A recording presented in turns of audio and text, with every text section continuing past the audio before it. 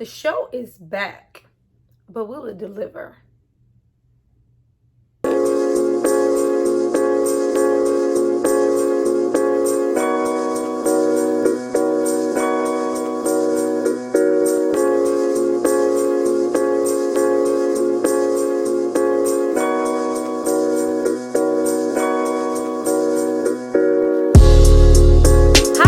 Welcome back to my channel. It's Tyra here with another struggle review, here to discuss the very first episode of season 4 of Snowfall. Now, I have always liked this show. I've been really invested in this show, and I've always felt like this show needed a whole lot more recognition and appreciation and views and all that other good stuff. Now, I do feel like it's lost some of its steam with the last season, and I feel like a lot of the stories have got, confusing, and the plots and just a lot going on, and it's kind of distracting from what the initial focus was with that very first seasons. So how do I feel about episode 1, season 4? Before we get into that, I need you guys to drop down and subscribe to my channel and like this video. I'm going to give you guys a moment to do that, and then we're going to come back and discuss all things Franklin.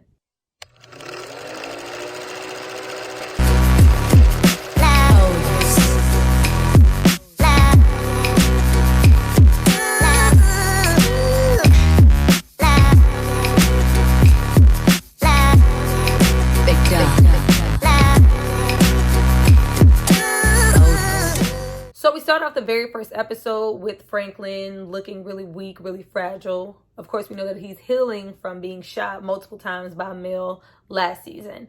But even though he is fragile and can't really do much, and he looks, oh my God, he just looks so weak. It was like, damn. I don't know what I was expecting, us coming back into the season. We did get the previews of him with the cane, but just mentally, physically, Franklin looks very tired. He doesn't look like that same, street kid who was, just trying to, make some money and didn't really know what this rock was going to do and blah, blah, blah. Like, no. Franklin looks very distraught. He doesn't look like himself. But even though he is clearly not himself and he has been wounded and weak and he's worried, he still tries to have, oversee the business. You see that, his aunt and uncle have been kind of holding down the fort. But with that being said, you and I know that nothing is going to equate to Franklin being hands-on with everything because he is that dude. Now, the show wastes no time on Franklin. I was like, well, damn, we not going to spend no time on just Franklin. We immediately jump into Man Boy and Scully. Not that I was mad about that, but I just wanted to get just a little bit more time with Franklin just to see where his headspace is. We just immediately like, nah. Dead, this nigga is over. I'm like, oh, okay. We immediately jump into that and we see that there is, a struggle for, turf, drugs, typical gang violence that, we are very familiar with. And we are introduced more into Scully. Now, we did get some Scully last season. Mr. DeAndre Bonds, like when I tell you that John knew what he was doing, going to find him. Because if you know this man, this is Stacy. This is the wood. This is Stacy.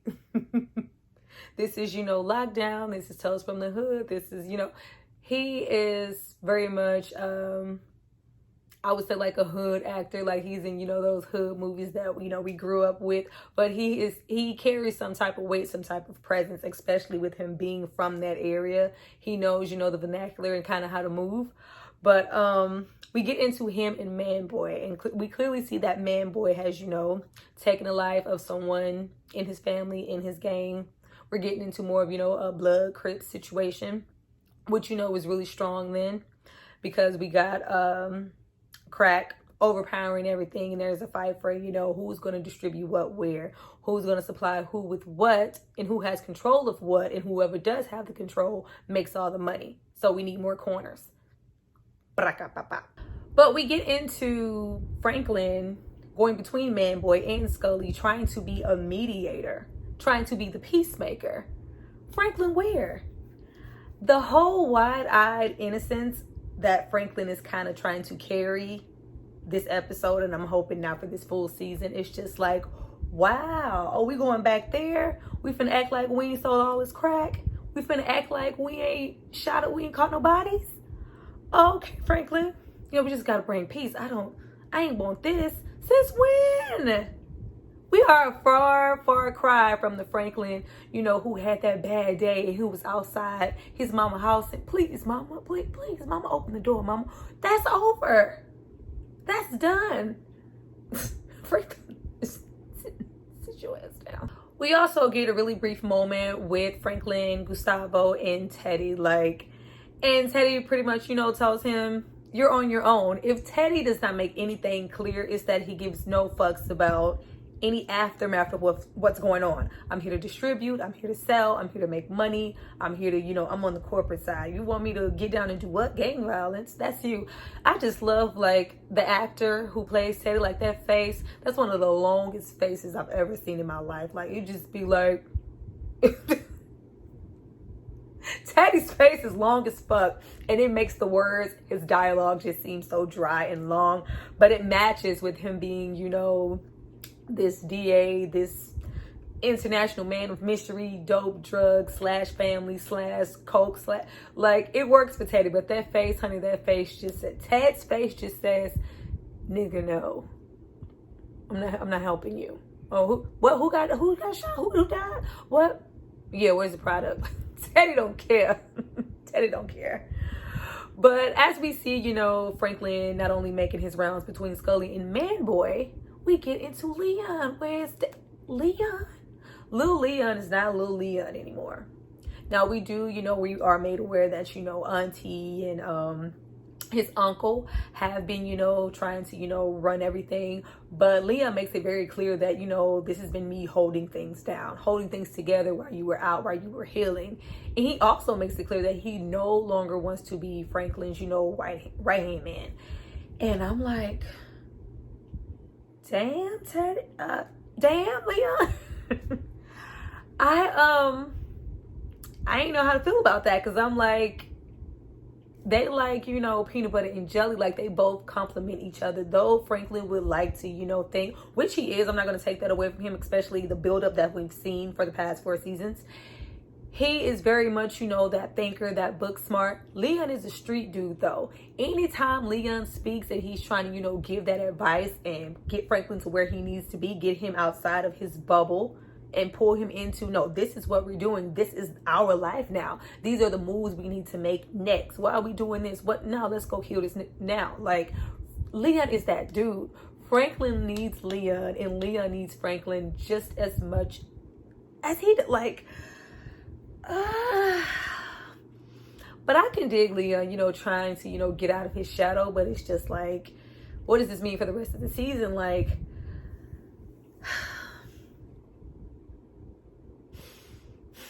Now we get into where I feel like the show kind of drops the ball a little bit when we get into Gustavo. Now, of course, since last season, putting acid on bodies, Gustavo and Teddy have been joint at the hip. And we get into them, in Mexico, Guatemala, I don't know, over there.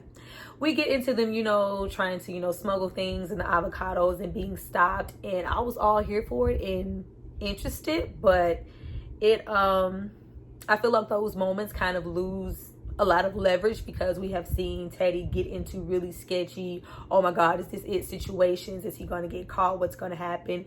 Teddy has absolutely no repercussions for anything. Teddy has been able to move and go and do as he pleases. So when we see something oh, they actually did find the coke, it's just so now what? What, y'all going to arrest Teddy? I don't think so. But when we get into Gustavo's character, I really feel like Gustavo's character just went all the way left and lost the path. When we lost Lucia, when we lost her and the dynamic that they had going on, that whole plot of them, being over there and following, in comparison to, what's going on with Franklin in Los Angeles, it's just I'm just not as invested anymore. I was really trying to really care about the things that Gustavo had going on in him and Teddy's friendship, but it's just so when we gonna get back to Franklin? Now we get more and more into Franklin being so distraught and really tired at not really being able to reach Manboy or Scully. and him, being, really upset about, innocent lives have been taken. Like 5 people got shot and they weren't even in a gang. And it's just like, really, Franklin?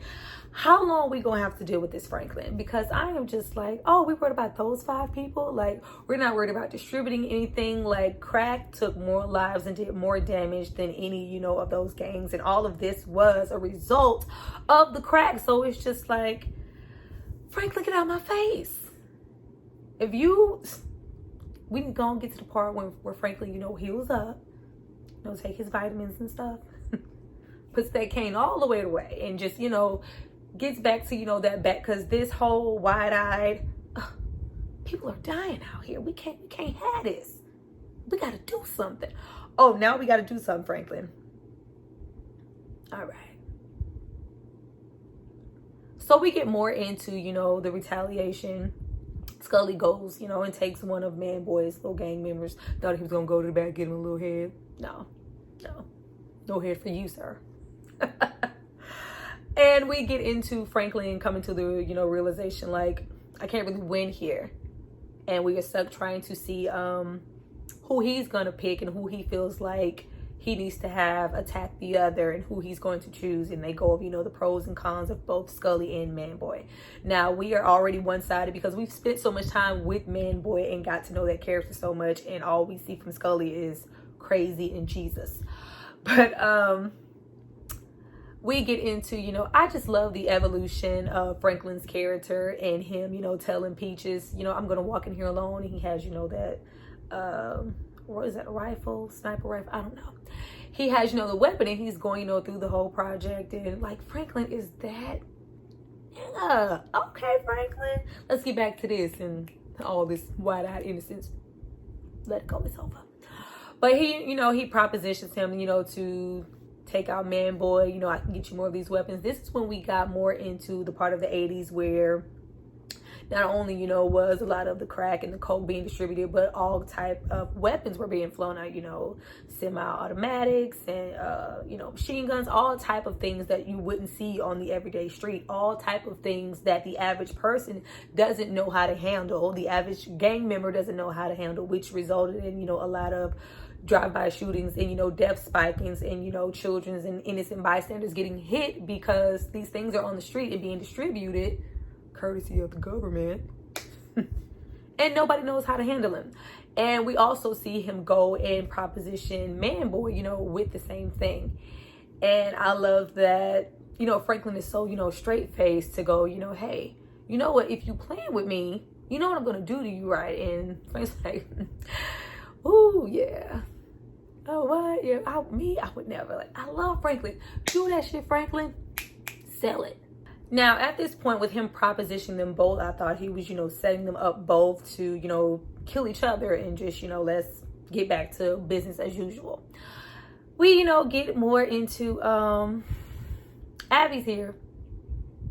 Abby's still here with his Versace shirts on, speaking Spanish, cooking as he, a couple of bitches, Abby's here, y'all. Like,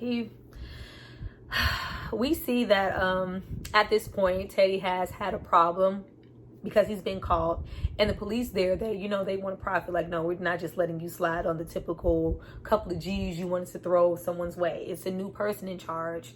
I want $100 grand. I was like, damn, $100 grand. And Teddy all cool. Yeah, I can do 50. I can give you 5,000. I'm like, Teddy in that goddamn face. Teddy, pick it up, Teddy. Pick up your face. But, Teddy is, not even flinching. He's not even really on their radar. Like, I don't care about this. I'm just trying to see why my shipment didn't make it to Panama, which is why he goes to Abby. You work for me, find it. Pow, right next. Oh, badass Teddy. I'm shaking in my boots. Who the hell is scared of Teddy? That's all I want to know. Who looks at Teddy and goes, I don't want to cross that nigga? Nobody. We do also spend a little bit of time with Franklin's parents. Mama's there with daddy. I love how they just be living their best life in this wide-eyed innocent, still blaming Jerome. Jerome still is not welcome. We still, go to the club. Who opening what? Yeah, we're not going to be able to make it because we're finally opening this club. And It's just like, no, we're still playing that blame game. I love how I used to get so upset with all the blame being placed on Jerome. Like, Franklin didn't orchestrate all this shit till this day. Like, why are we still blaming Jerome for everything? Like, get over it. But I am like really glad that she's more invested in, okay, this is what's going on with my son. Let me see how I can help, instead of just pretending like it's not happening and blaming Jerome and coming into some acceptance, because sis, it's happening. Now, since they've all, made amends, Teddy, Gustavo, the whole crew, everybody's been invited to the opening of the club. And, we get a little bit of a little love interest tease, Miss T there with a little flock of seagulls, 80s, crimp hair happening. And, we can, possibly see something there going on with her and Frank, possibly have, a little ally, a little female, a little love, somebody to rub on them bullet wounds, you know what I'm saying? Leon shows up. Leon shows up mad because Gustavo is there. Now, if you were familiar, with that first and second season, they had some beef. And he feels like Gustavo is at fault for Kev being shot. And I'm like, first of all, Franklin shot Kev. Kev was a hothead. Kev was not perfect. Like, Kev was a lot. Like, I really miss those dynamics of the show. That's when he was really, really good, and he was going to shoot the lady in the park, and Franklin was, no, like, please don't make me do good shit. But, I'm like, Leon, relax. And it basically results in, Franklin, like, no, you're not going to do this. This is what it is. If you were just that unhappy about it, find yourself a new play. Like, I'm done with you acting like a child. Leon totally acts on emotions. Like, it's like, Leon, bruh, relax, Leon. Like, that's done. This is a dirty game. Like, you can't be walking around here carrying all of this on you, all this weight. Like, nigga, Leon, calm your little ass down, Leon. Little Leon. And with him, kind of, well, fine, just fuck it. I'm over it. I don't want nothing to do with you. If this is what you're about, you're changing. And I'm like, you all are changing. How can you stay the same with everything that's going on? Franklin is never going to be that other Franklin again. But when he did that hallway, that high school hallway move, that the high school hallway showed, I was like, oh, this is really happening. We really about to create this. I just hope that this is like, man, don't do my bros like this. Like, I love their dynamic, and despite how they both feel, they both need each other. And you can tell, how intense it was for Franklin. He was just so hurt and so broken that happened. And he's, pretty much lost his best friend, his ally, his homie. Now, we are introduced to a new character, Miss Irene, Miss Reporter, looking for that story. Like, I'm trying to break a story. And she's all into Franklin Saint and trying to investigate what's going on with him, what happened with the situation, with him being shot. And we see from the very beginning that she is trying to track down Mel. I did not think we were going to get a glimpse of Mel until, later. First episode, Mel's here in a Christmas sweater, and she's a holy roller. Where? Oh, we just really gonna jump here?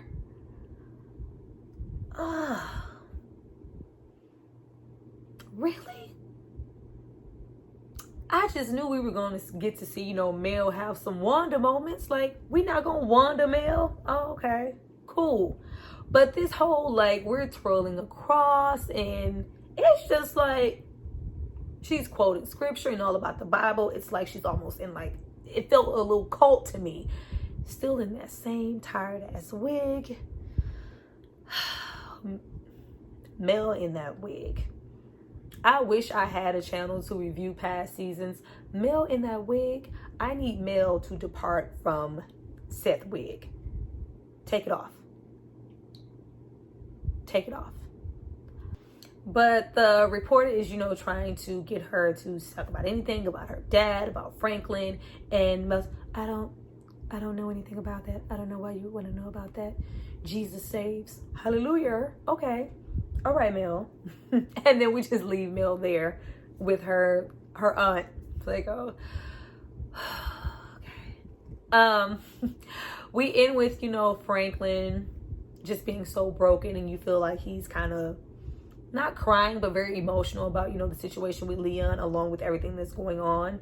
But he gets up and get his gun. He's all dressed in black. It was very much giving me Ghost and Power, because, when Ghost got dressed and he had all that black on, somebody's about to get got. And I was like, oh, Franklin, who you about to ride out on with your game? What? I was just like, Franklin, like that damn shove from Leon almost took Franklin out. Where you going with your gun? But I was like, all right, I'm here for it. But we get into Pops and him trying to, hold on, wanting him to watch, Enter the Dragon. Enter the Dragon, Mr. Bruce Lee. Love it. And I am just like, ah. And you see how, Franklin wants so badly to go back to that and does that, that good Franklin tear up, like, I'm thinking about fuck it, I'm gonna go murk some niggas. Like you see that, and Dad is just so clingy, just like his mom. Like, hey, we can sit down and that shit's over. Let it go. Ain't no more sit down. Ain't no more like I need the parents to get on with the severity of the situation. Any moment, someone trying to retaliate over some petty shit Franklin did, y'all will get murked. What you talking about? Popping some popping corn. But of course, Franklin declines, and that's where we end off on the episode. I do feel like for the first episode, we are off to a good start. Am I feeling it as much as I did, a first or a second season? Not at all. I do want to see more of Franklin getting to be that savage Franklin that we know is coming, because he's too far in to pull back and sit on the couch with his family and play Monopoly and eat popcorn. We're past that. I do like the dynamics of him and Leon's friendship. I do want to see where that leads us, and I'm looking forward to the show. I really hope we do get a lot more with Gustavo, and just kind of trying to wrap that up and really get it to be cohesive. Not that it isn't. It's just like I'm not really invested in it as much, and I don't really care for it. Like those really good episodes when Ted's brother was there and he was all hyped up on coke. Good stuff. Abby, faux Sachi, okay? But that was my review of the episode. I hope you guys enjoyed it. I hope you guys come back for more. If you like my review of this episode and you want me to continue reviewing this season, please drop down and tell me that. If you feel like I'm wrong and this episode was bum and you love all 4 seasons, drop down and say that. If you feel where I'm coming from, drop down and say that. Just drop down and say something, because we need people in the comments, and we need you guys to subscribe. Thank you guys for watching. I see you next time.